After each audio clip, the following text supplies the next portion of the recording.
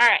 I think it's a mixture of two genres. I'm going to stay back here for a second. I think there's the romantic comedy element, and we've been talking about that. And hopefully, as you saw Mr. Collins's proposal and everybody's reaction to that proposal, you start to see the comedy sort of shining through a little bit, right?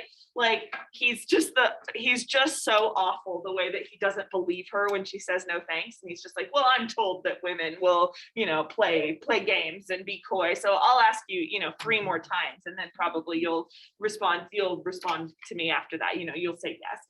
He's just awful. So, but we get the comedy part, especially through Mr. Collins, but also through Mr. Bennett, who's always just sort of like staying out of it.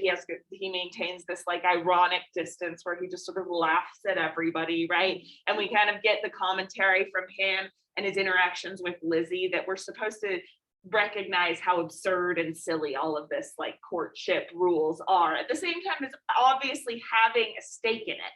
Like we really want everybody to be happy, and maybe not at this point, but we're going to want everybody to be happy in their relationships. And this is kind of the same way that romantic comedies work. You laugh, but then when the boy loses girl halfway through the movie, you also might cry a little, and you're really relieved when they get together at the end.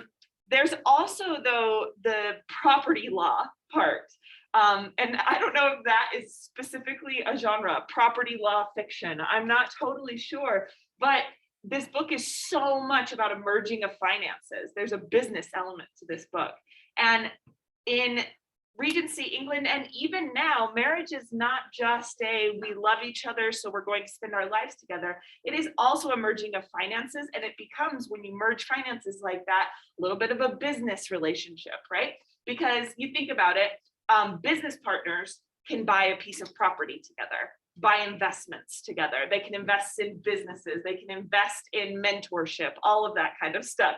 And isn't that similar to what you do when you get married? Like you get tax write-offs because now you're in a couple and you buy property together, and this property hopefully earns you money in the long run, and it's an investment. And that's a cold way of looking at it. But even if you plan to keep finances separate, there are certain things that like you have to merge together on, like things like property. I guess you don't have to. I guess I could have just bought my house and left my husband out of it. That's pretty cold, actually. I wonder if that'll ever that ever happens where our relationships are that separated, because I think things over time that's become more and more separated as women gain independence. But anyway, so I first want to talk about some characteristics that are associated with romantic comedies and see which of those characteristics Pride and Prejudice adheres to. So I'm going to make a list up here. You should make a list in your notes of these different characteristics of rom-coms.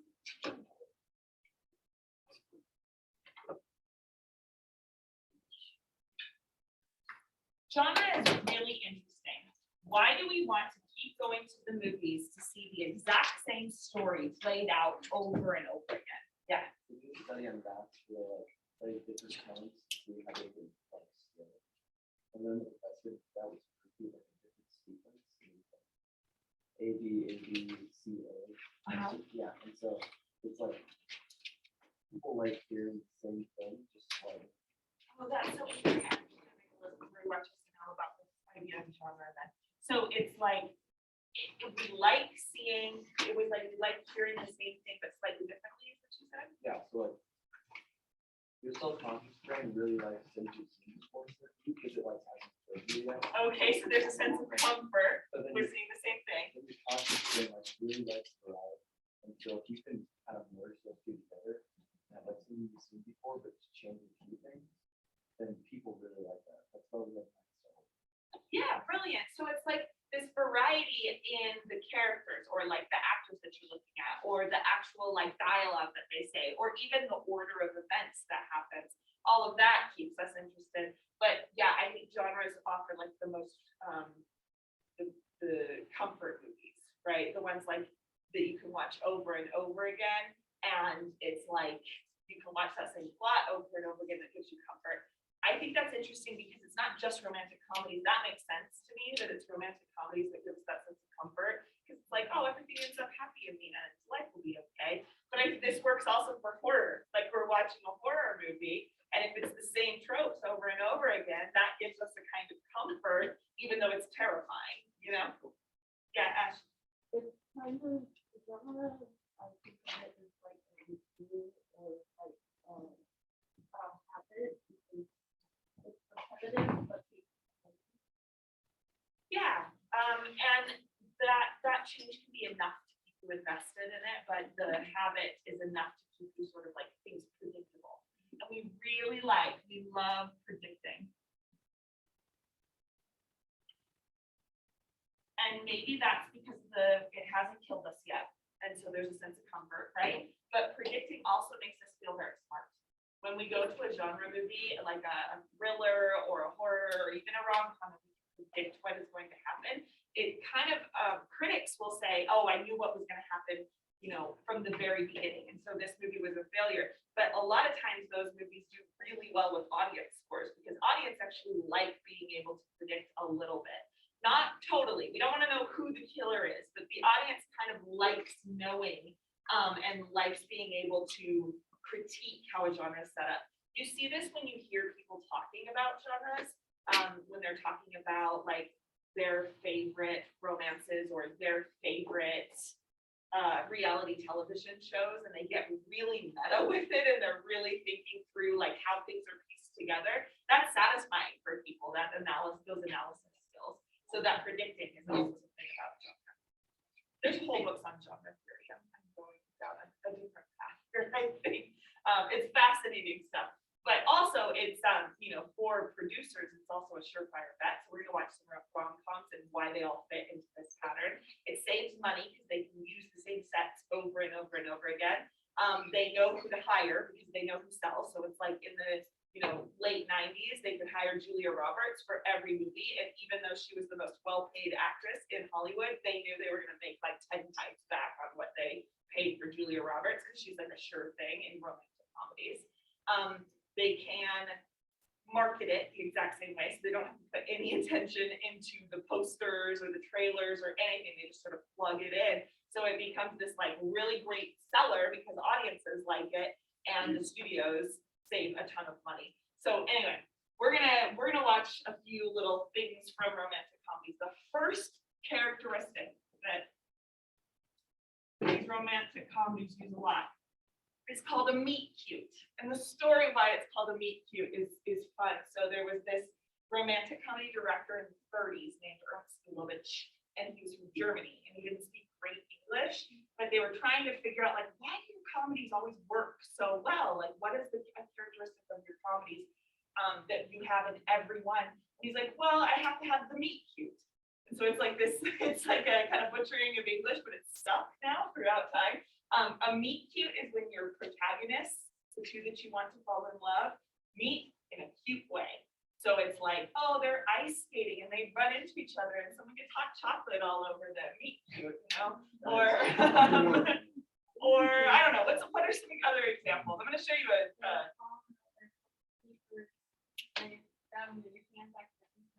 yeah, Gilmore Girls. That's the meet cute in Gilmore Girls. Are there any others that you can think of? Because I'm going to show you the parody version, and I know there's a lot of real ones. Notting Hill has one where she's like the famous.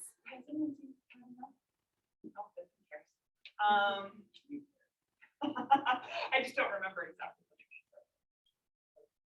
Anyway, romantic comedies aren't my big thing.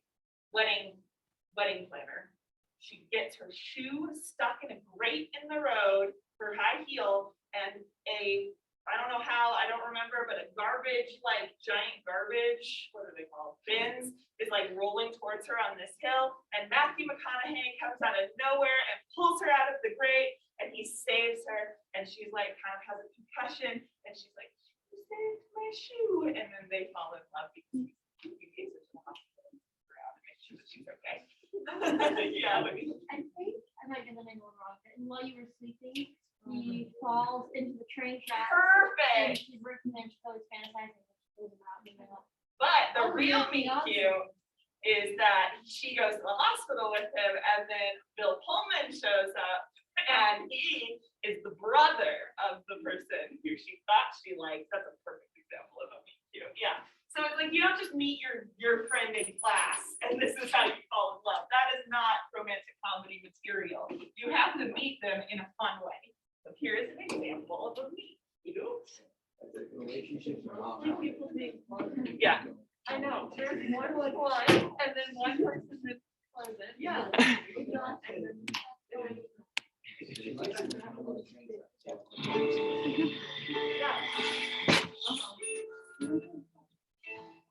Soy coffee with latte milk? It's okay. Oh, that's crazy. Nobody ever gets my order. Order up. We're gonna need a bigger cup. I'm Steve. I'm Claire. Hi, Steve. I never do this, but I was just wondering if maybe you wanted to get dinner sometime. Yeah, I would love that. Okay, great. Okay, well, I'll see you tonight. I can't wait. Bye, Steve. Hi, Claire. Another soy coffee with latte milk. Wait, where are we going? At what time? And what's your last name? And what's your phone number? What's everything? Mom, so this is a little nuts, but I think I just met someone. That girl that was just here, do you know her last name? No, dude, sorry. Maybe there's like the last name on a receipt that you could check. Dude, I'm not just gonna like show you someone's receipt. Have you ever been in a situation where you meet your soulmate and you just need help from a friend? No.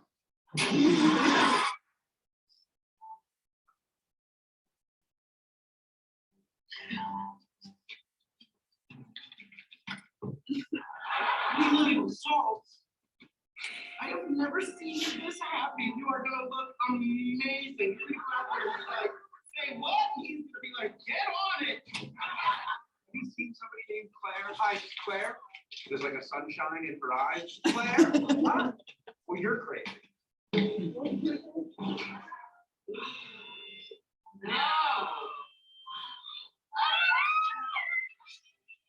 It's like this, Paul. It's just how you like important stuff.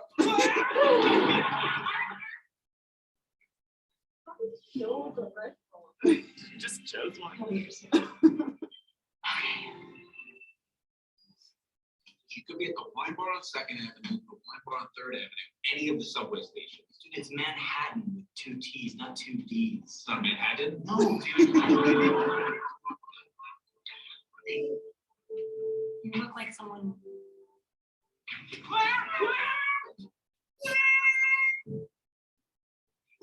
Thanks.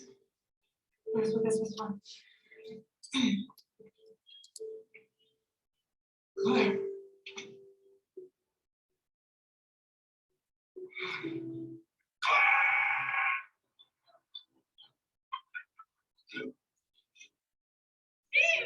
Claire! Oh my God, I've been looking for you all night. Oh, really? Well, you found me. I don't normally do this, but would you want to come up? Of course, I would love that. I guess I'll see you in a second. See you up there.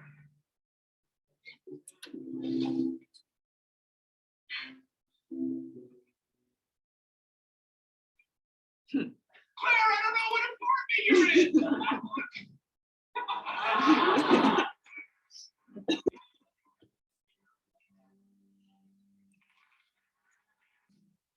Okay, that included a few romantic comedy tropes, not just the meet cute. You also have these days the gay best friend character.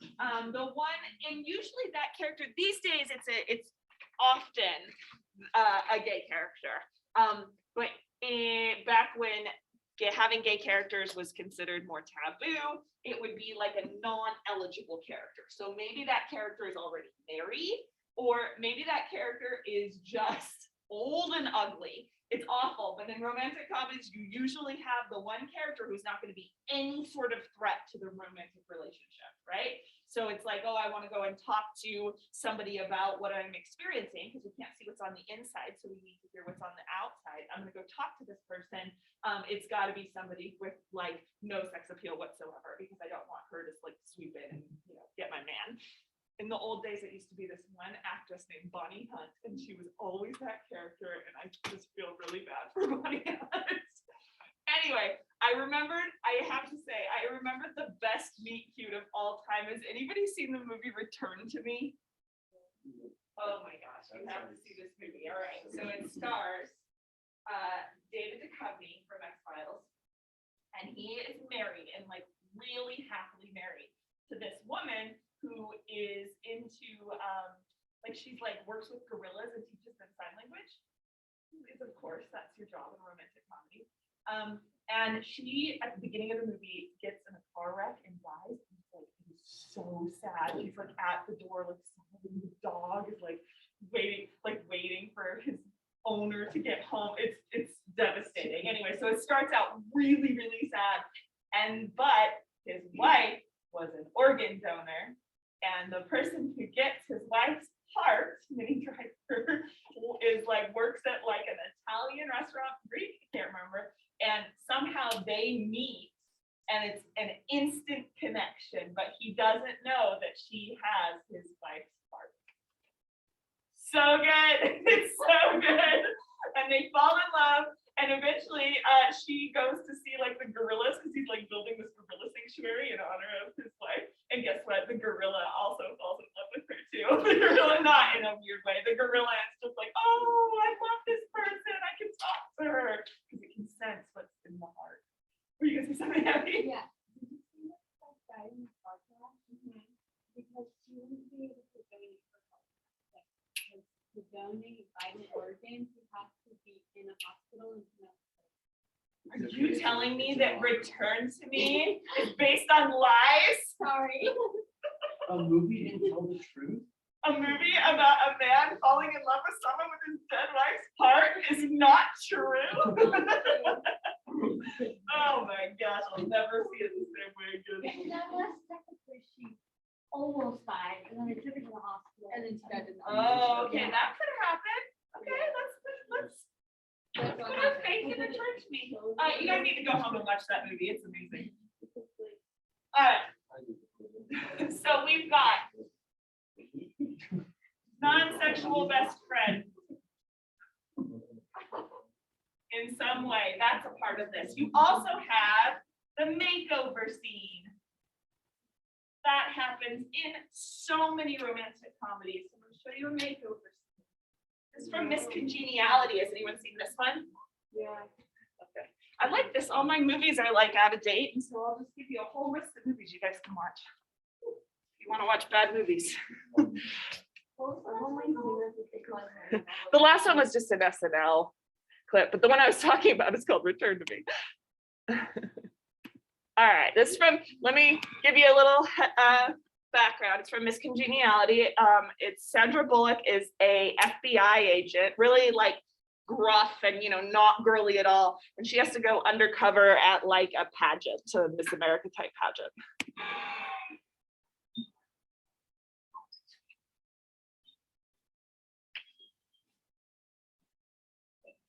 Okay, Mr. Vick, everything I asked for. Heat, has, and which one first? Guys, what a mess. So, the beer steak recipe. I get some Novocaine? Don't be a cleaning. I'm talking about Sweeney Todd back here. What are you doing? Your hair should make a statement. Oh, Mom was going to say thank you very much for the Country Music Award. No. You're gonna be lucky if I can get it untamed. No, miss. Can I borrow that drill? Attention, all hair units, wax, electrolysis, laser to commence at 2300 hours.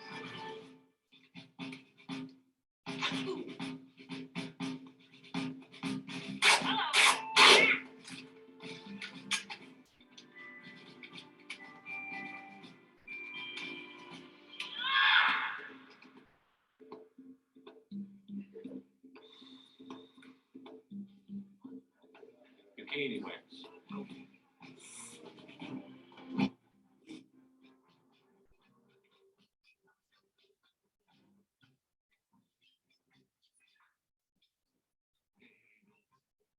See one this big? Sandwich at me.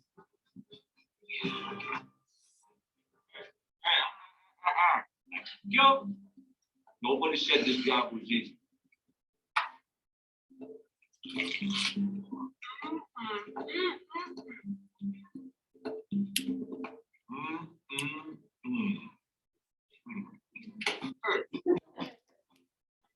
earpiece, lets you hear anybody on our frequencies. They can hear you. Don't need that without spoiling my hair, getting HBO. This is a pin camera, actual little lens in there. Lots of digital video feed to our hookups. Right. Gives you new IDs, badging identity. Gracie Lou Freebush. Yeah, I really like it. Yeah, well, my IQ just dropped 10 points. Oh, fluffy eyebrow. It could be two.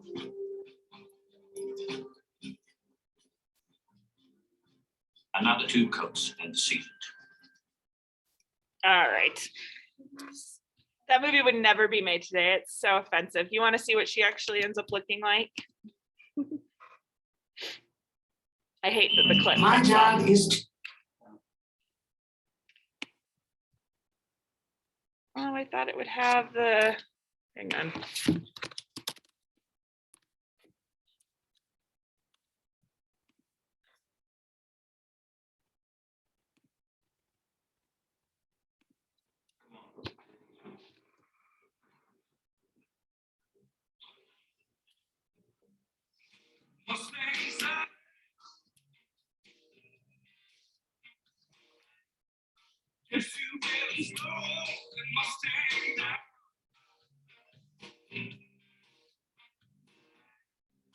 All right, you get it. Now she's beautiful. Can you guess who she falls in love with in the movie? Yeah, exactly. We also have this enemies to lovers type trope where it's like, oh, you have this like, the back and forth, and that creates this tension. Hooray. Okay. Next thing. Yeah. We also have in romantic comedies over the top romantic gestures.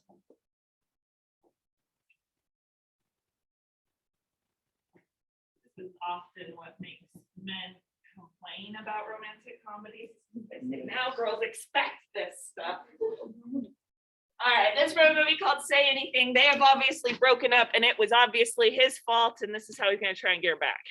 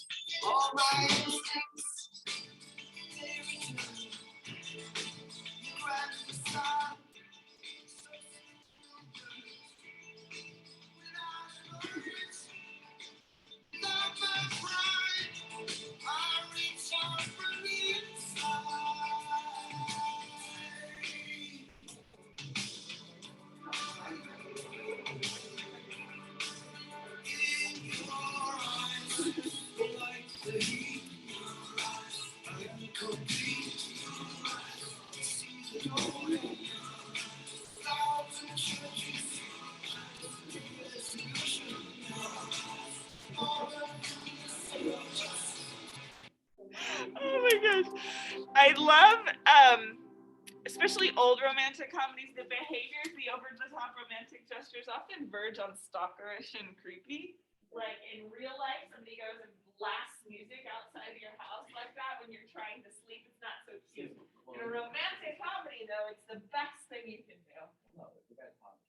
Oh, it's Chuck Doucette? He's like, he's ugly. He's like, he found where I work.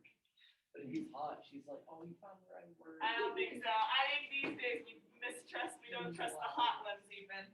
All right, over the top romantic gestures.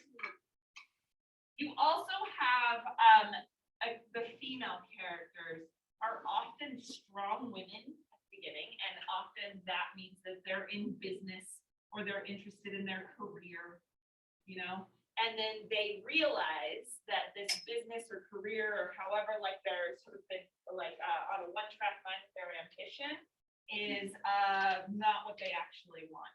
So they start as strong women with business and career, and this is how the movies or the books often represent strong, like you're strong because you're ambitious, right? And then they realize they want love, and that love is going to take some sacrifices. That doesn't, these days doesn't usually mean that they drop their career altogether. We're not in that state of mind anymore. It used to, but these days it kind of means that they like make room in their career for love. You know, they calm down about their ambitions so that they can like find love. There is also confessing love to someone you're about to lose.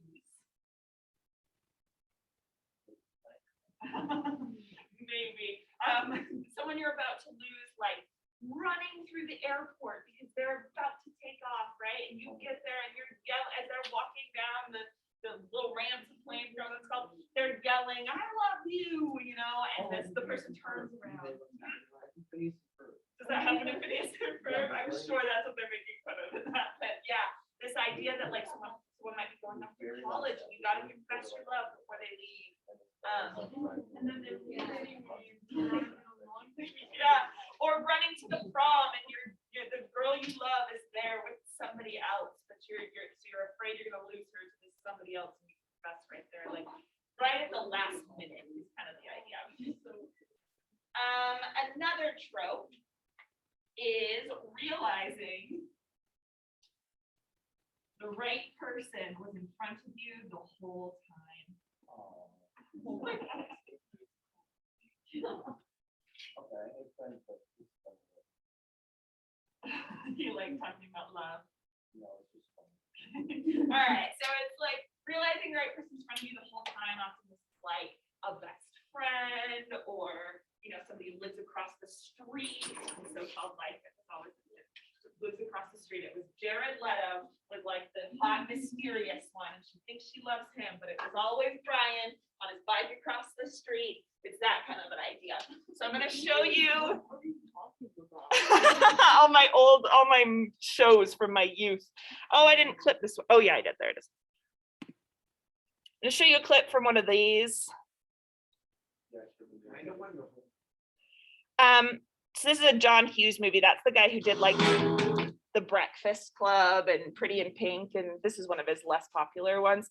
But basically this boy is in love with this girl that he doesn't even know, and he asks her on a date, and they go on this big elaborate date, and his best friend, the short-haired girl, she is going to play the limo driver on the date. But of course, his best friend has loved him this whole time, and the girl of his dreams turns out to be a jerk, and this is the end of the movie. Sorry, spoilers.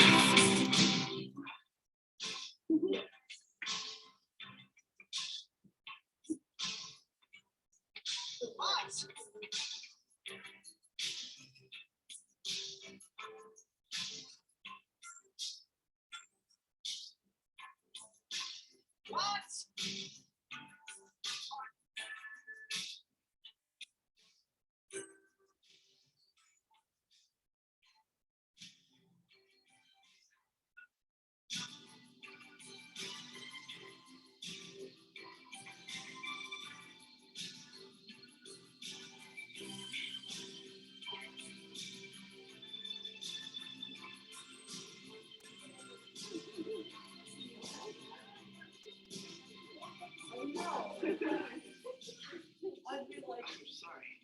You didn't know. Yeah, well, you're stupid. I always knew you were stupid. Why didn't you tell me? You never asked.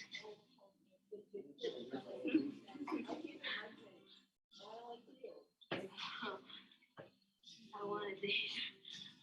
I really wanted them. They're yours. He was going to give those earrings to the other girl, the jerk. I hope. I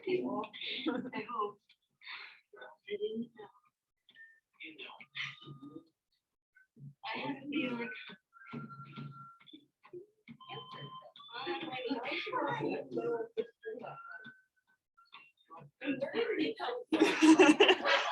Look, they're not logical. That's not the point.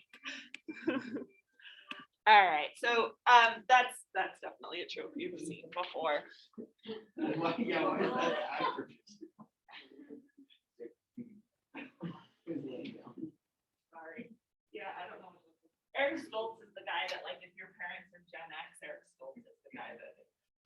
I guess. Not everybody. I hear my parents talk about, I hear my mom talk about Eric Stoltz. But anyway. All right, realizing the person was for you the whole time. Let's see, love triangles often exist in these kind of movies. You know, forcing someone to prove their love to you.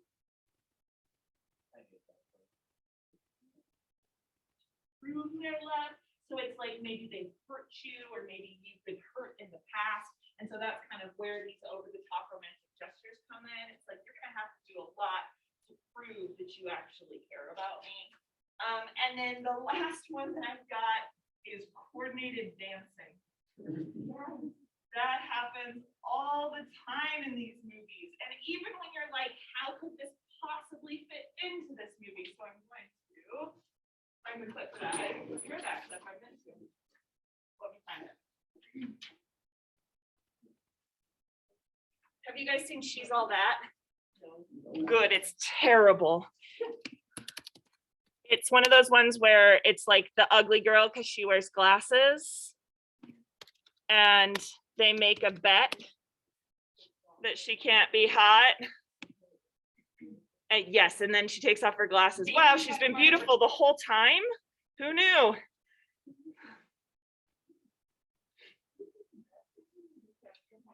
I know, right?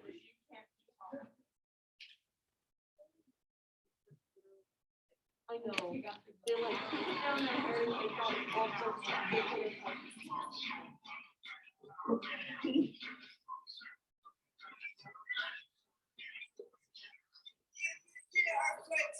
Right about now, we're gonna do that dance I taught you. And I know you can practice it. Let's dance. All right, yeah. Usher.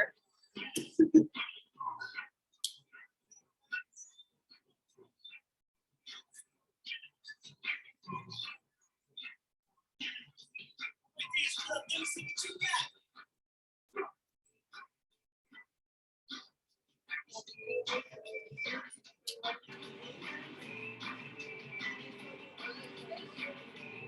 Okay, everybody, spin like the Red Sea. We're going down the lines. Come on. Come on, down the lines. Come on. Sing it, sing it, sing it.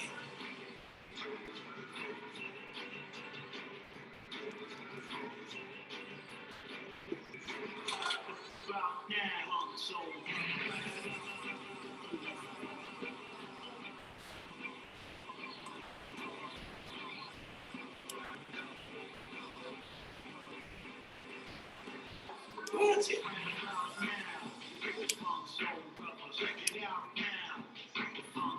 All right, fellas, take it.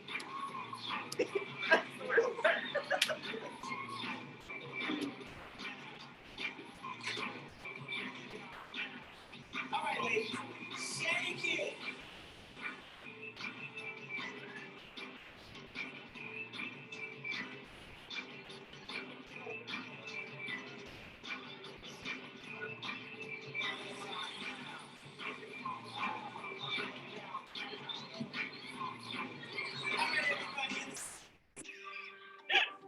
That's so painful to watch. Oh my gosh, it's so awful. But if you've ever seen any of these period romances, like Jane Austen stuff, it's the ball scenes. It's all coordinated dances in the ball scenes too, and you pick up all of these, like, I mean, this is not a good movie, but you pick up all these like little intricate relationships between people based on how they are moving around those coordinated scenes. Yeah. If people want like a coordinated thing to be in a movie, makes sense.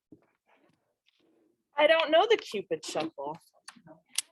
I don't. Sorry, I don't. Goes on at least every state dance.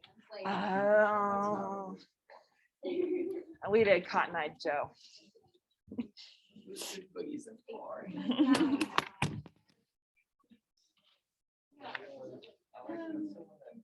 Just like small shit.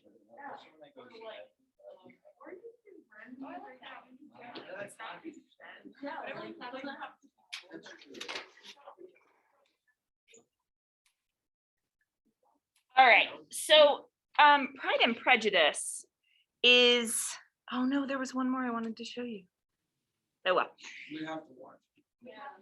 Okay. All right. Oh, brother.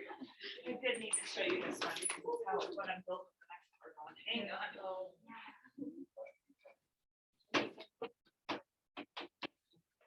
right, this clip comes from You've Got Mail. Have you seen You've Got Mail? That one's a little bit more famous. Yeah. Okay, so in You've Got Mail, which is in some ways a little bit of a retelling of Pride and Prejudice. It takes a lot from Pride and Prejudice. You've got a character who owns an independent store. She's, you know, she actually cares about the community.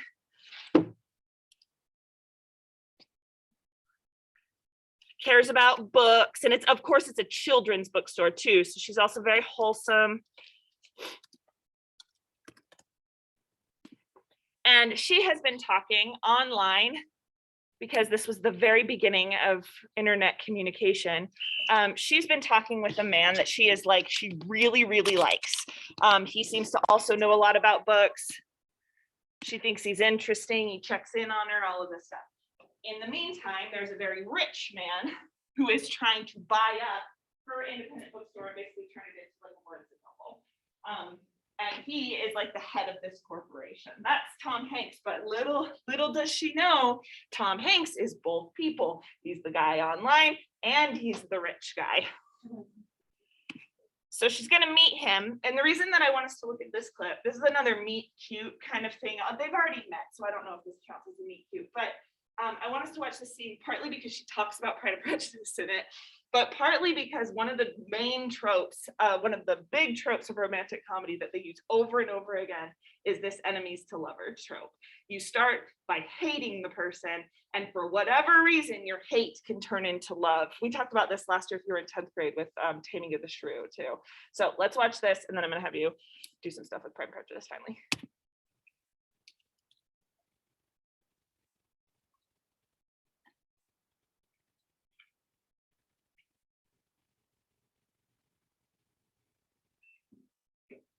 Kathleen Kelly. Hello, this is a coincidence. Would you mind if I sat down? Yes, I would. Actually, I'm expecting someone. Thanks. She thinks she's meeting the internet guy. He knows that he is both now. So he's gonna trigger. Pride and Prejudice. Do you mind? I bet you read that book every year. I bet you just love that Mr. Darcy, and your sentimental heart just beats wildly about it. He and well, you know, whatever her name is, are truly, honestly going to end up together. Can I get you something? No, he's not staying. Oh, Kachina, decaf. Okay. No, you are not staying. I'll just stay here until your friend gets here. Gee, is he late? The heroine of Pride and Prejudice is Elizabeth Bennet. She's one of the greatest and most complex characters ever written, not that you would know.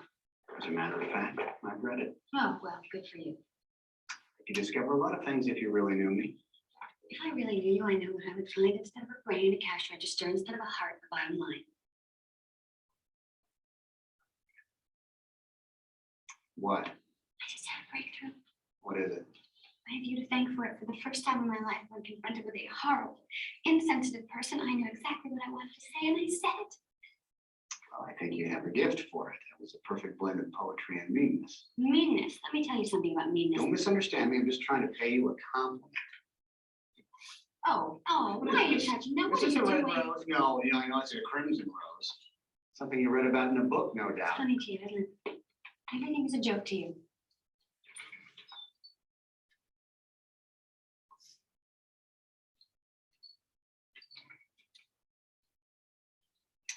Please leave. Please leave. I beg you.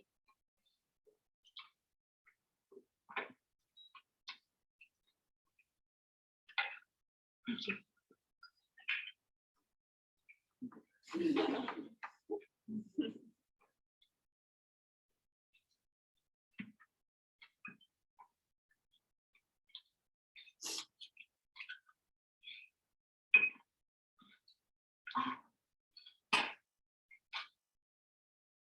You know what that hanky reminds me of? First day I met you. First day you lied to me. I didn't lie to you. You did too. No, I didn't. Yes, you did. I did You not. did too. I did You not. did too. I did You- not. Yeah, you did too. I thought all that box stuff was so charming. FOX. Well, I didn't lie about it. Joe, just call me Joe. Sure. As if you were one of those stupid 22-year-old girls with no last name. Hi, I'm Kimberly. Hi, I'm Janice. Don't they know you're supposed to have a last name? It's like they're an entire generation of cocktail waitresses. Look. I'm not a 22-year-old cocktail waitress. That is not what I meant. And when I said the thing about the prize club and the cans of olive oil, that's not what I meant. Oh, you poor sad multimillionaire. I feel so sorry for you.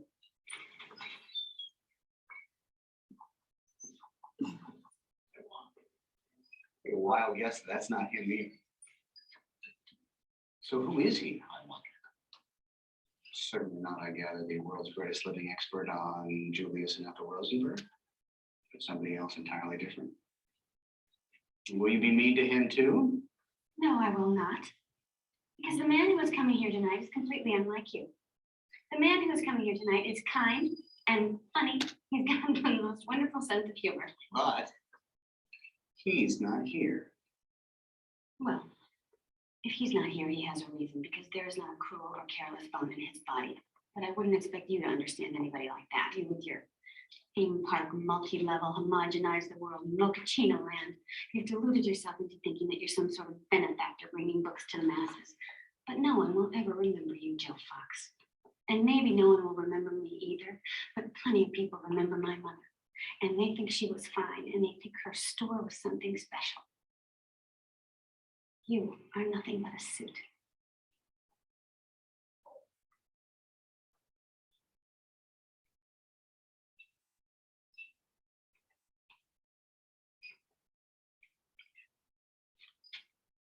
That's my cue.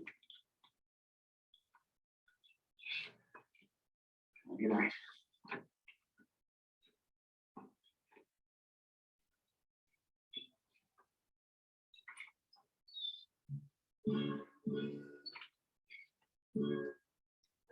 Mean Glasses USA. Ah! So if you never shop, why do they do that?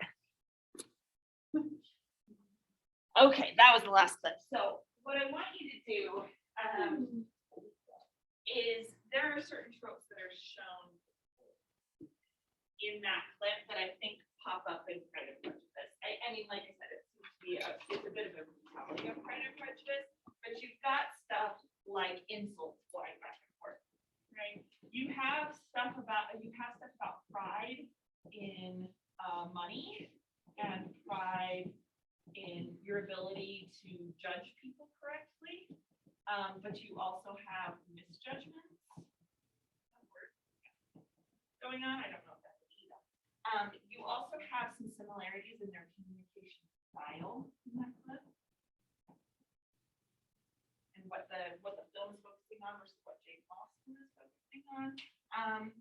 And you also have the meaning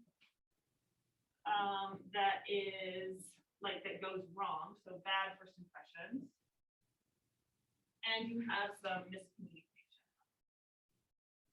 You might even have two banter that turns mean, where it's like it's all fun and games, or at least one person thinks that they're having fun until somebody says like just the wrong thing and someone actually gets hurt. So I think there might even be more than this. Is there anything else that you're seeing that this is just what I thought that matches up with what we saw, what we've been seeing in Prejudice? All right, so here's what I want you to do. I want you to find some evidence for at least 3 of these things. So look in your book, Pride and Prejudice, where they're insulting each other, where someone expresses pride in money, or where someone expresses pride in their judgments, or where they're misjudging, etc. So you're going to choose 3 of these to find, and just work in your normal groups for this one.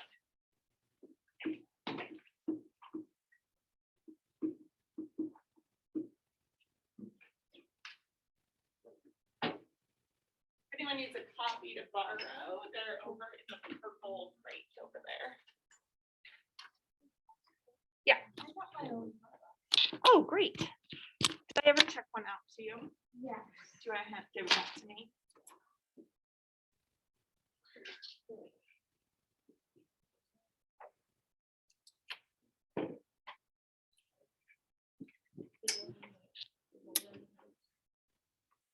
Awesome, thank you.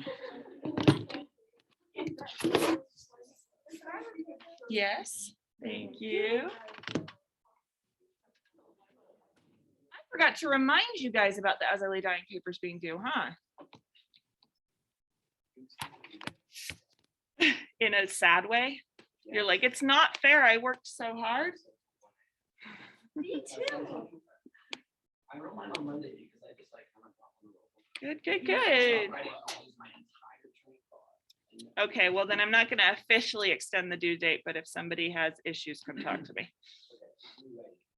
When on the Zoom call, when you were like, you could write it about this chapter, but I wouldn't recommend it. I already wrote it and submitted it. You wrote it about the Vardaman Thomas fish. Oh, well, that's gonna be impressive. The only reason I didn't recommend it because I was like, that would be hard. All right.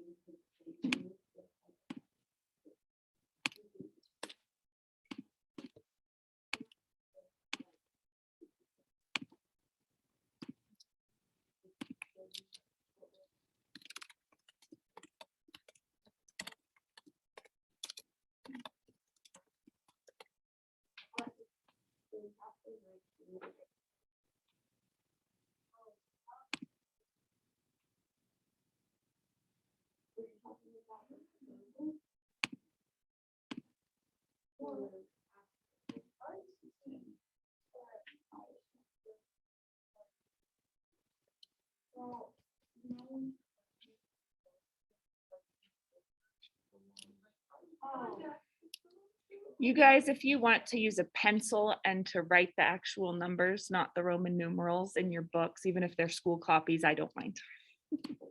I don't get- they can be hard. To look up like what like the Roman numerals. I'm like,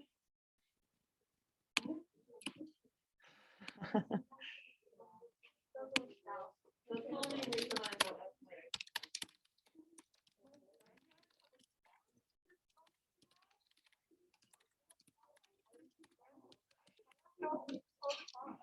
I used to like have the Roman numerals memorized from one to one.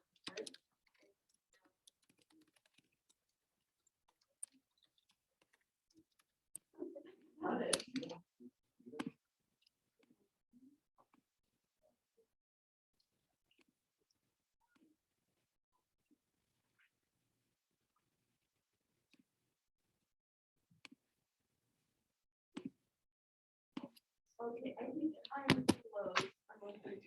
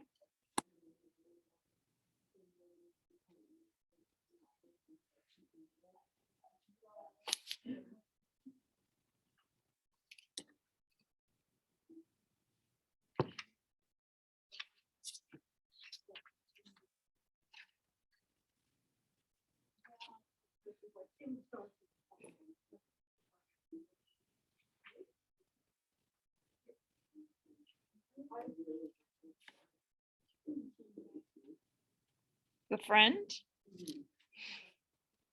She's just old. She's like 26. When is she ever gonna get married? Ancient. So she's gotta do it.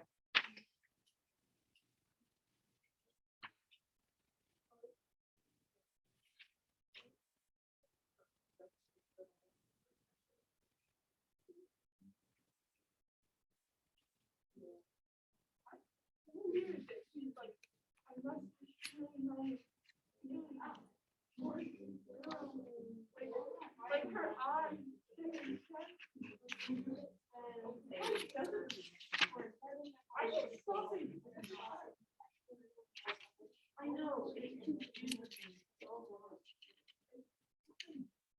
Yeah. And then later, yeah. Well, he worked for like years, like what's that? Oh, I was gonna just.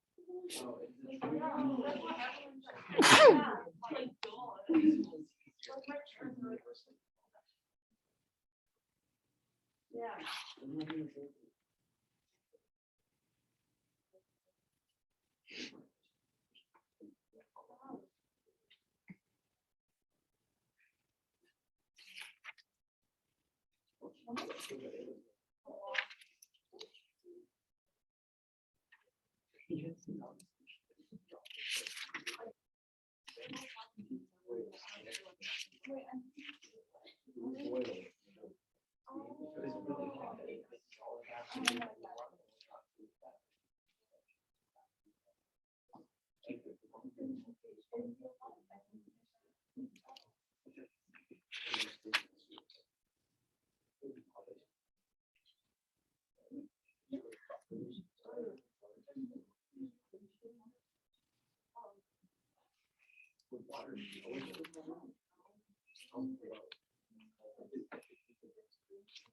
Yes, water does. Water, a lot of the it's cold. Oh, yeah. The warmer water.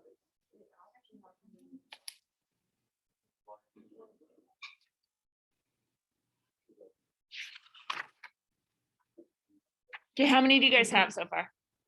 Um, Three? Nope, 2. How many do you guys have? Okay. Okay. Make sure you know where the quotes are so you can show me, because yeah. Are we supposed to write them down? As long as you remember them, that's fine. And know where it is so that we can look at it.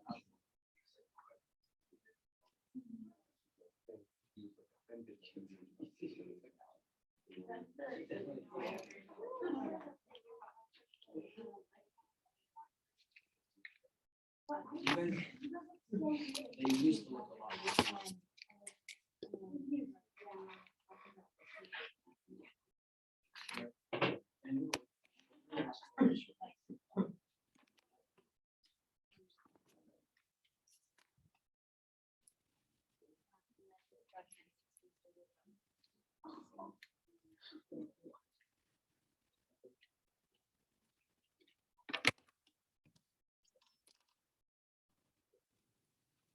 All right, as usual, I have a different copy than you.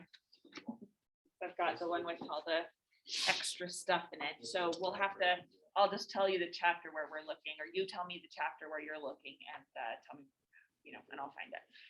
So let's talk about the insults. Actually, you know what? Did anybody talk about their meeting that goes wrong? Did anybody find where Darcy and Elizabeth are meeting? Okay, where is that?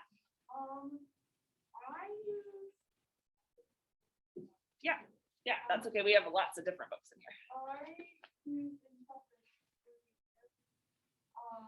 Yep. Mine, I used it when, Darcy was kind of like, Uh-huh. and then, Bingley or yeah. She's talking to Bingley and he's like, oh, like, the dance.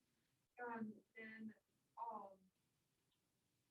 and Mr. Darcy's like, oh, but you're dancing with the only handsome girl in the room. So mean. And, well, Elizabeth's like sitting right there, and then he goes on to like tell the entire family, like, he just said that while she was standing right there and nothing. Yeah. Okay, so yeah, this is right in chapter 3. Everyone's going to their own chapter 3. Have I given you the extra credit too? Okay. If you own your own book, you do. Yeah. Especially, it's mostly because I want you writing in it. I want you making it yours, so that you can find these sections easily, or putting post-it notes that you can keep in there or whatever. Okay, so a lot of times with a meet cute, that goes wrong, like these enemies to lovers tropes, right? It's because of misunderstandings. What do you think about that in this section? So let's actually go to it. In chapter 3, Elizabeth Bennet had been obliged, is what the paragraph starts with, by the scarcity of gentlemen to sit down for 2 dances. Now, go back to the very beginning of class where I said that marriage is also an economic contract. For women, that economic contract is extremely important. And so if you go into, like, imagine this then in a different scenario. Yeah, we can imagine it as this romance, right? But imagine it as like a business networking opportunity, which is basically what it is for these women. Like, go into this, business lunch and meet all of these different people so that you get the opportunities that you need to have. Here she is, and she's maybe at this conference and no one's talking to her. There's a scarcity of gentlemen, and so they're just sort of like leaving her out of the economics of the ball. It's just for 2 dances, not a big deal, but it is a big deal when you have somebody who has sitting on a ton of wealth, who is not participating in the networking opportunity. Like, she's like doesn't get to participate. He gets to choose not to participate, and that's a totally different thing. So it says Mr. Darcy had been standing near enough for her to overhear a conversation between him and Mr. Bingley, who came for the dance for a few minutes to press his friend to join it. So Mr. Bingley knows what a faux pas this is. Like, he comes over to Darcy and he has a high opinion of Darcy, but Mr. Bingley also isn't too afraid to like kind of criticize Darcy, and he's like, hey, come Darcy, he said, I must have you dance. I hate to see you standing about by yourself in this stupid manner. So it's not just like, I know you don't like to dance, friend, but come do it. He's like, you look stupid right now.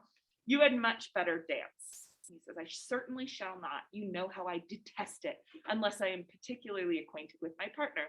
At such an assembly as this, it would be insupportable. Your sisters are engaged, and there's not another woman in the room who it would not be a punishment to me to stand up with. Not just like, you're dancing with the hottest girl in the room, who else is left? It's like, it would be a punishment for me to dance with any of these girls that are left. And he is standing directly behind her, and she can hear. Now, maybe he doesn't know that she can overhear him, and he's just sort of, saying stuff with his friend.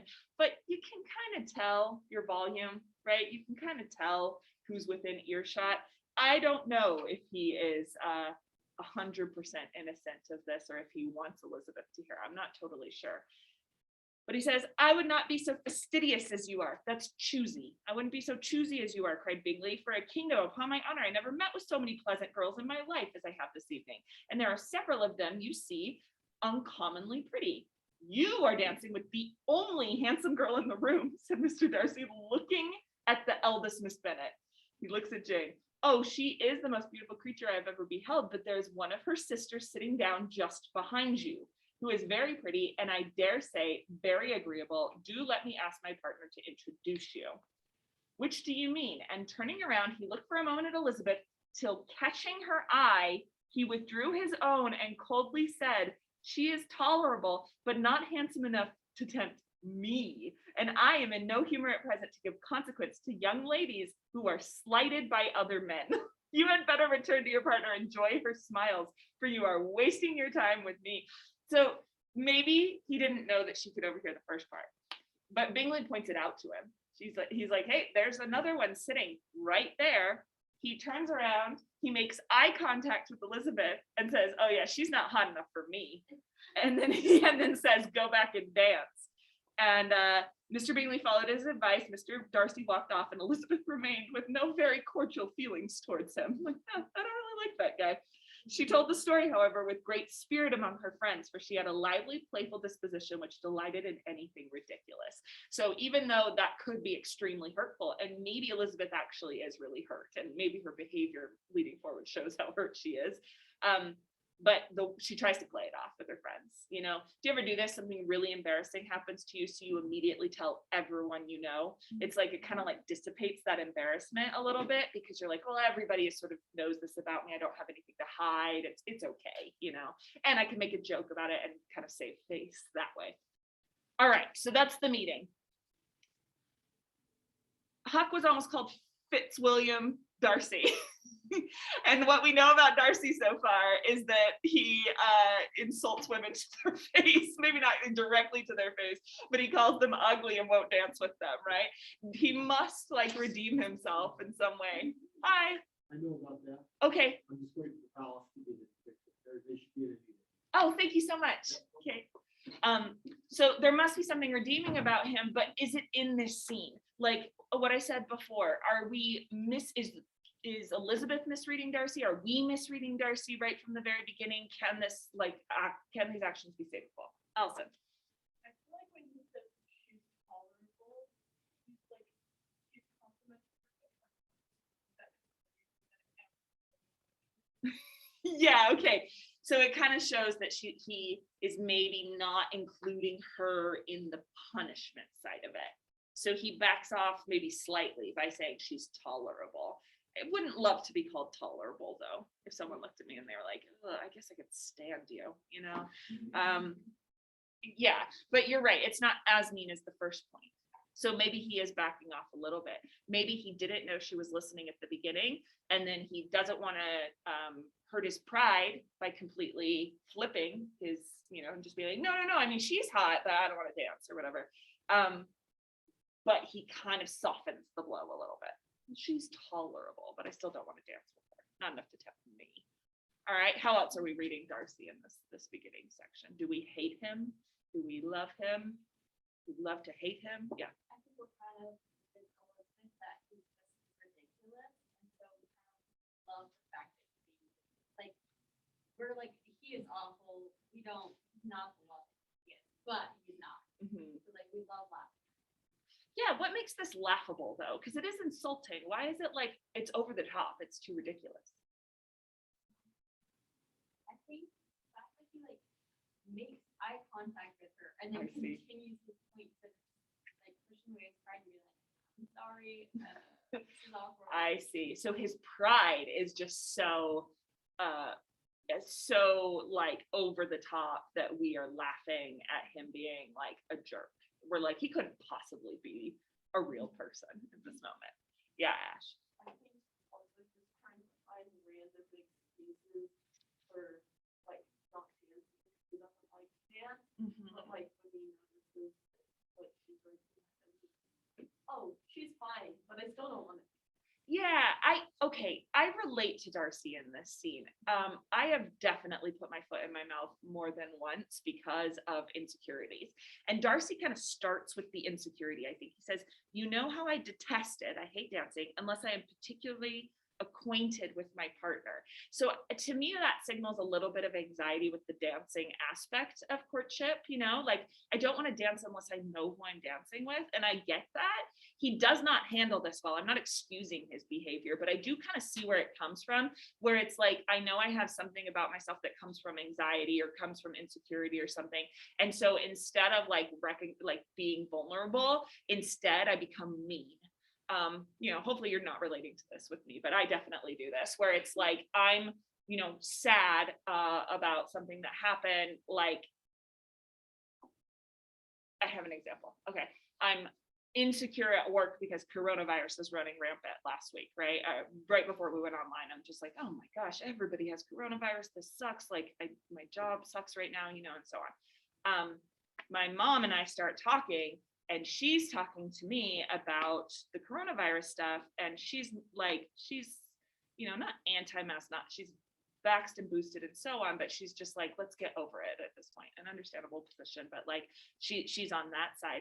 And so instead of like expressing my insecurities with her, I'm gonna start yelling at her and telling her how dumb her position is because I'm insecure inside, right? And so I'm just like, well, everybody's getting sick, and it starts to like blow up, and it starts to go into like personal insults, but it really came from something personal, you know what I mean? And this could be the case with Darcy. He's just like, I'm insecure about dancing, so instead of admitting that because I have this pride, I'm just going to insult everybody here, and so nobody is going to want to dance with me, and I will get out of dancing this way, you know? Yeah, Whitney. I have got the impression that they turn around, it's like, you know, when guys try to be cool and they think they're cool and they're not. Okay, So good. then they say something that's actually insulting, they're like, wait, that makes sense to her? I don't think so. And then they walk away and they're like, no, I messed up. So this is like pickup artist stuff where you insult the girl, and if you insult her enough, she's gonna be intrigued. Yeah, you know. Yeah, I don't like usually just the English. I think that's like a lot of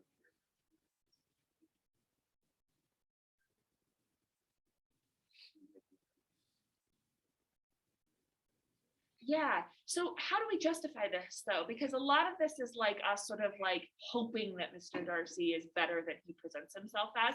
But as we continue to read, I do think we get this idea that that's not the true Mr. Darcy in that meeting, the anger that he expresses there, or the jerky quality that he expresses. How do we get that? Yeah, Allison?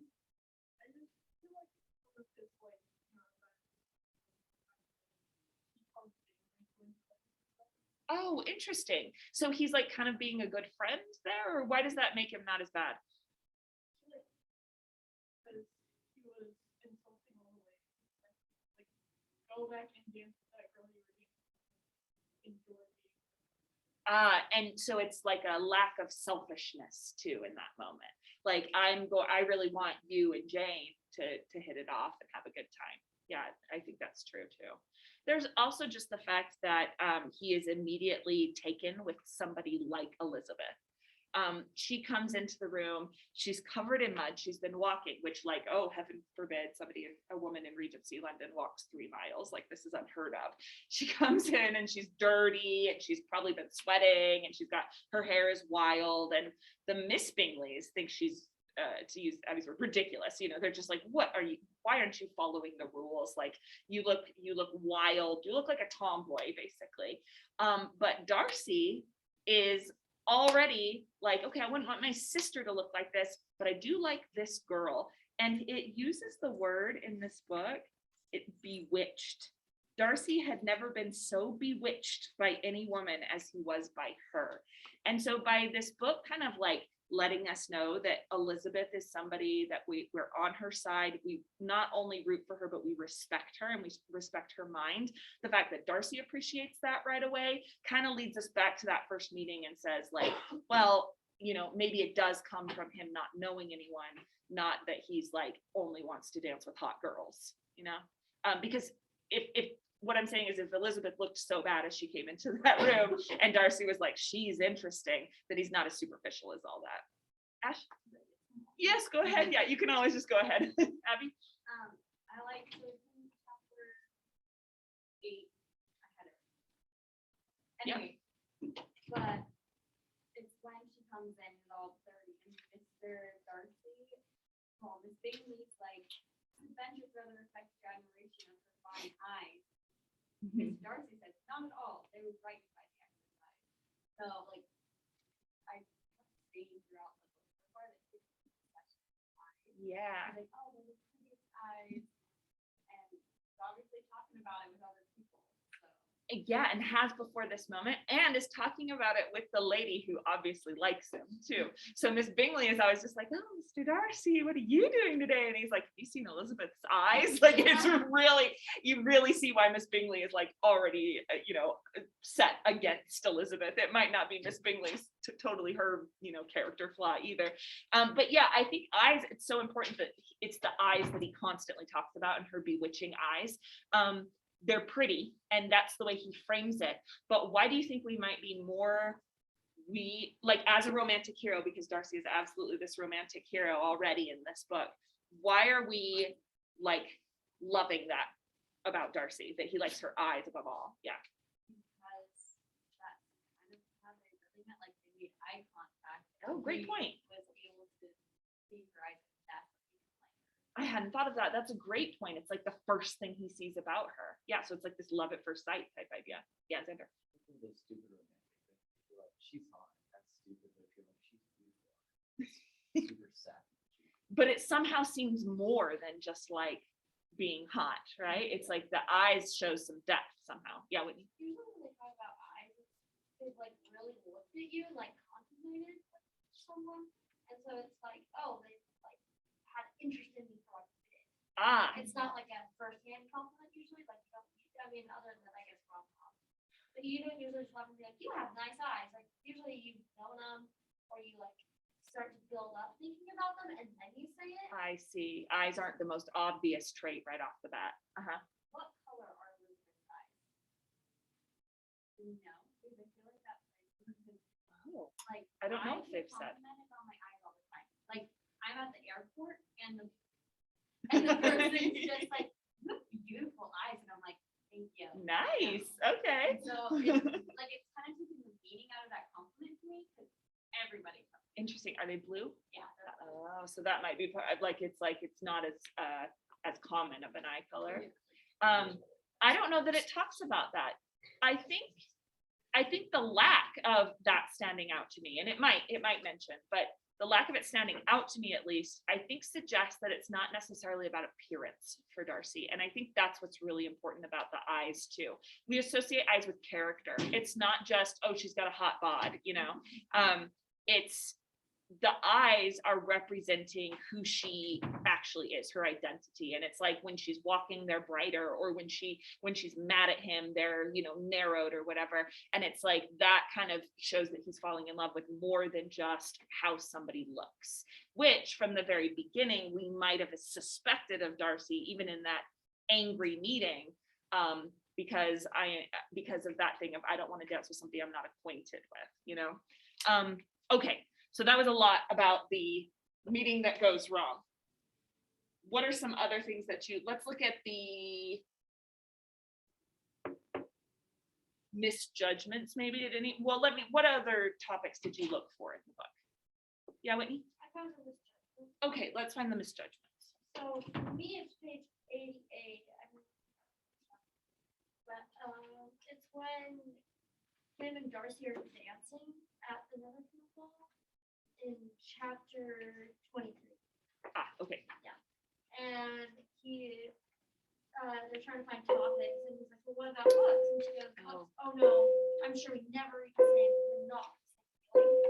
Right there, she's like, kind of like, oh no, you are not as generous in reading about these. Yeah. Well, you probably don't, have capacity to read a novel and feel something. Yeah, okay, that's in chapter 18 for me. Is that 18 for you? XVIII. We have different chapters too? Oh no, yeah, it is. Okay, good. Okay, good. That was gonna worry me. Yeah, okay, chapter 18, when he is obviously liking her at this point, and he is reaching for topics for them to talk about because he really does want to like find a way to communicate, right? And you're right. He's like, okay, she's like, we have nothing in common. He says, what think you of books? And he knows that she likes books because at the party, she doesn't play games, she reads books. So he's like, I'm trying to relate to you on your level. You know, we know Darcy likes books too, because he's been building up this library. We can talk about that later. But she says, books, oh no, I'm sure we never read the same or not with the same feeling, as Whitney quoted. It's like, I'm going to misjudge you right away based on this initial meeting that we had. I think that you're just boring and brutish, and she has no idea that Darcy likes her at all. She thinks he's just trying to be mean all the time. And I really like this scene too, because I also think it shows this little quality of the romantic comedy, the banter that turns mean. At the end of this, she says, so it's like, find the section in chapter 18.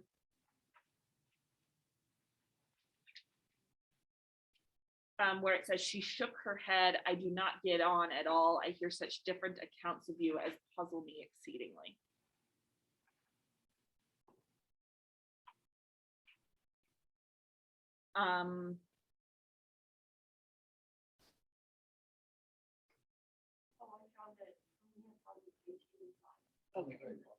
Okay, good.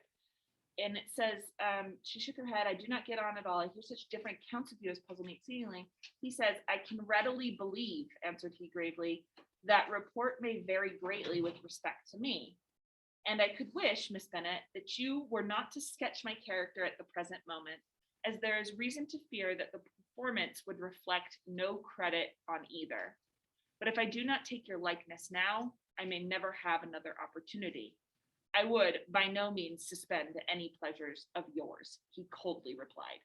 She said no more, and they went down the other dance and parted in silence, on each side dissatisfied, though not to an equal degree. For in Darcy's breast there was a tolerable, powerful feeling towards her, which soon procured her pardon and directed all of his anger against another. So they have this fight where she's basically, they're hinting at it. That's trouble with understanding Pride and Prejudice sometimes, is that people very rarely directly say what they want to say. They're hinting at these rumors surrounding Wickham and Darcy. And she's like, I don't really know what to think of you. And that hurts his feelings so deeply. And he's like, well, please don't make your judgments in this moment, because I don't think that you're feeling towards me like the way that you should. And she says, well, I'm not going to have any other opportunity. Basically, I don't want to see you again. So this better be the time where I make this judgment. And this, like, where it says, like, I would be by no means suspend any pleasures of yours. Doesn't that remind you of Tom Hanks at the end, just being like, well, I'm going to leave you to your date then, and kind of like slinking off. Like, he really did have his feelings hurt. Why would this little bit hurt Darcy's feelings so much? This, like, she's not trusting him over Wickham stuff. Yeah, Abby. Obviously going down with them. I don't know whose fault it is, but one of them is, I think we're going but he obviously likes her. He wants her to be on his side without ever telling her that he likes her. So like, she has no clue. Yeah. Can you guys remember, besides her eyes, what is one thing that Darcy is really interested in about Elizabeth when they talk at the party? Do you remember? I don't have the quote found here. I'm not gonna, because we're running out of time. I don't want to make the time, but they talk about how good Elizabeth is at judging character. You remember they're talking about how she like, you are a great, he says, you're a great study of character, aren't you? And she's like, well, I kind of like enjoy, like, she's a little psychologist, you know, she's always wanting to know what people's motivations are. And she feels like she can meet somebody and really figure them out in a moment.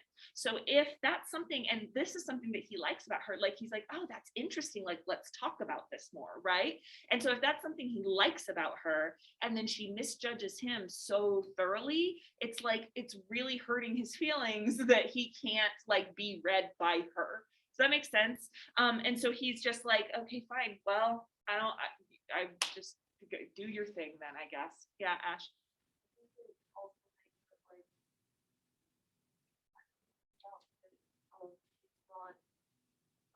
Always correct. Mhm. because some people are more than. Yeah, and he's a complex person. He was kind of hoping that she would get him. Yeah. Like I thought you of everyone would kind of like understand what I'm all about, but you're not understanding it. Yeah, Allison.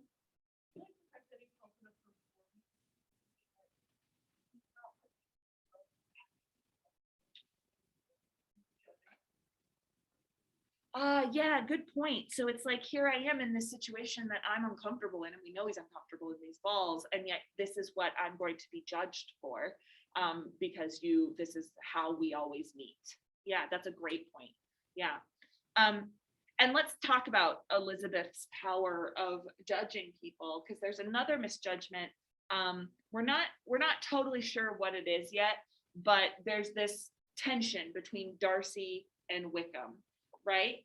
And I want to know, why does Elizabeth trust Wickham over Darcy at this point? It says it a few times. Let's look at when it is the most direct on page. Oh, this is my page. Let's see.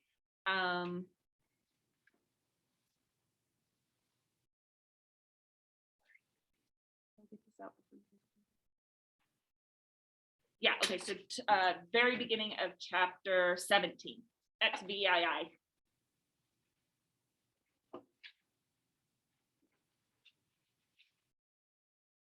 Okay, so this is Jane and Darcy talking together, or sorry, Jane and Elizabeth talking together. And she says she knew not to believe that Mr. Darcy could be so unworthy. Jane always wants to believe the best of everybody. But she says it was not in her nature to question the veracity, the truthfulness of a young man of such amiable appearance as Wickham. And it talks about this a few times, that seeing Darcy and his looks and behavior confirm that Darcy's no good. Seeing Wickham and his looks and behavior confirms we should trust Wickham. He's good looking. He's really, really good looking. If the movie doesn't cast a good looking Wickham, they do a bad job of adapting this. He's got to be that guy that, everybody just trusts him because he looks so nice. He looks so, tall and handsome and so on. He's like a kind of Ryan Reynolds, I think, of this book. Ryan Reynolds is not like the hottest guy ever. That might not be the best example, but yeah, men love Ryan Reynolds for some reason. But Ryan Reynolds has this trustworthy look about him, right? If it came out that Ryan Reynolds was Me Too'd, wouldn't you be like totally shocked? You know when I say Me Too'd, what that means? Yeah. Okay, if it came out that he did something shady, you would just be like, no, he didn't. It's Ryan Reynolds. That's kind of the Wickham vibe. It's like, he's just so nice and charming. Of course he didn't do anything wrong. Okay, you are going to read the next part for next time. I'm gonna send you a remind. It's like the next 15 chapters or so. It's on the schedule though that I posted on Canvas that I haven't gotten printed yet. So. Wait, for Monday? Yeah, no, not for Friday, for Tuesday. Yeah, no reading for Friday. Okay, any questions? All right, thanks. I love talking about this book, talking about romance and people. I know we're not talking about like